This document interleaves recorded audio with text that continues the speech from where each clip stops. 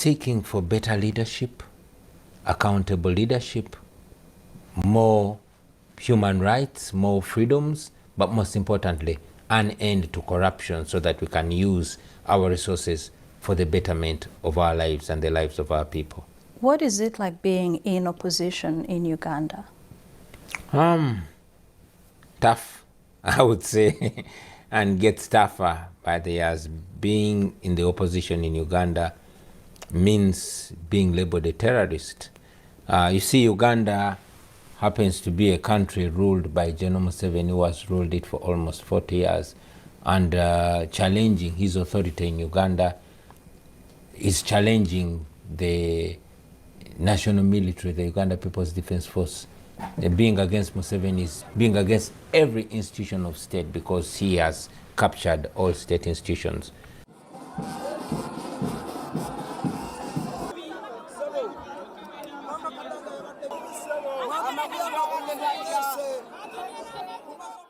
So many things have changed in your country in terms of how long a president can stay, in terms of term limits.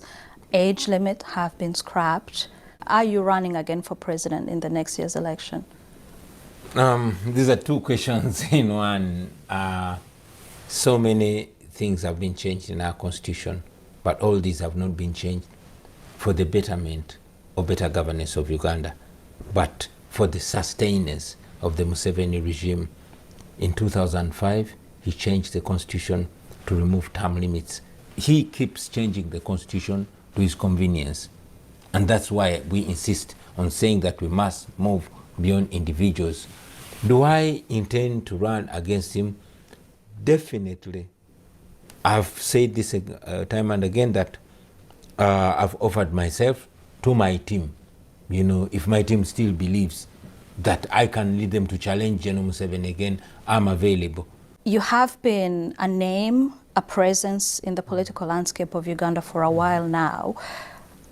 How relevant do you think you still are to the Ugandan youth? Like I said, it is not just me. The question should be, how relevant are the ideas that I represent to the Ugandan youth?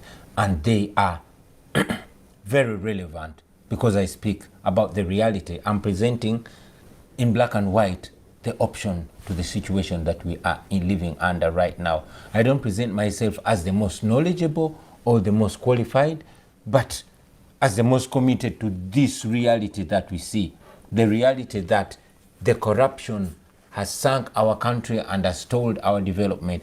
As returned by His Excellency the President, be ready. You've been through so much, or some of which you've mentioned, the arrests, the beatings, being shot at, tear gassed. At what point do you sit down and think, this is too much, maybe time to bow out? Or does that never cross your mind? I am no Superman. I'm a human being who feels pain, who gets scared, who gets anxious, who gets worried. I am no Superman. You're asking at what time do I say enough is enough? At all times. Every time I'm under attack. Every time another brother is abducted, another person is killed. Every time I visit my friends in prison, I'm like, enough is enough. But again, there's no alternative to this. This is a one-way mission. Either getting our freedom or we die trying. I call upon the international community to be involved in this. How? The role of the international community is to give attention to what's happening in Uganda. I know that so much is happening in the world, but let us also get some attention, because Africa, especially sub-Saharan Africa, plays a big role. There's been a lot of investment in sub-Saharan Africa. The US alone last year sent 12 billion US dollars in sub-Saharan Africa. Uganda took more than $500 million of that in health, education, and others. We appreciate that. But that aid should be coming with preconditioned Yes, while we seek the US aid to be reinstalled, we have EU aid and aid from other developing partners. We want preconditions on that aid, because if there are no preconditions of democracy, respect for human rights and the rule of law, then that money is only sponsoring the oppression of the people of Uganda. At what point do we move away from aid and expecting USAID, expecting the EU, expecting everybody else coming to our aid? We can only say enough to the aid if we have an alternative. And in my view, the alternative is first and foremost to end corruption. You mentioned that you get afraid, you're scared, you get anxious with what happens around you in your life. You are a father, you're a family man. What kind of conversations do you have with your children, because they are young? Initially, my wife and I had decided to keep our children out of this and to keep them ignorant, but you can only do that for so long. Our eldest son is 19, our youngest daughter is 9. Children of this generation know everything, so we decided to be honest with our children. They know exactly everything that's coming back, that is happening. I mean, they've been lucky enough to travel with me out of the country a couple of times, and they've seen better governed country.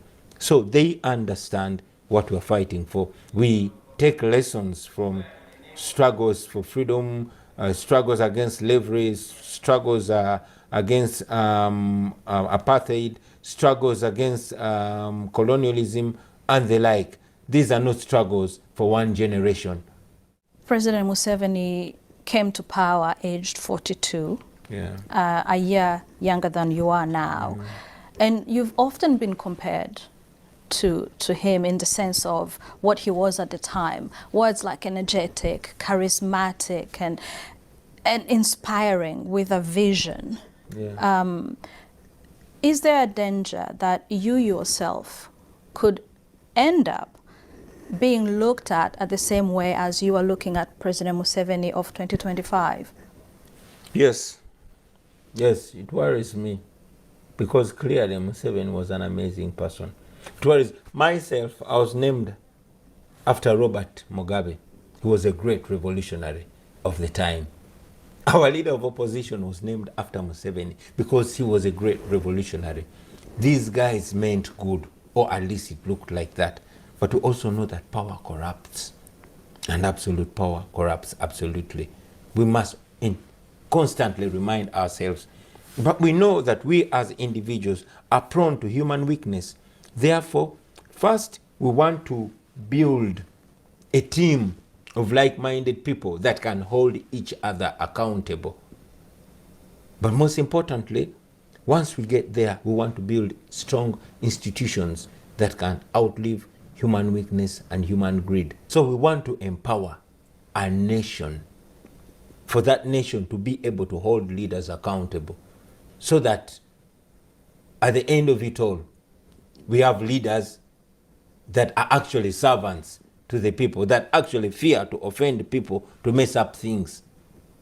But as of today, the people fear the leaders.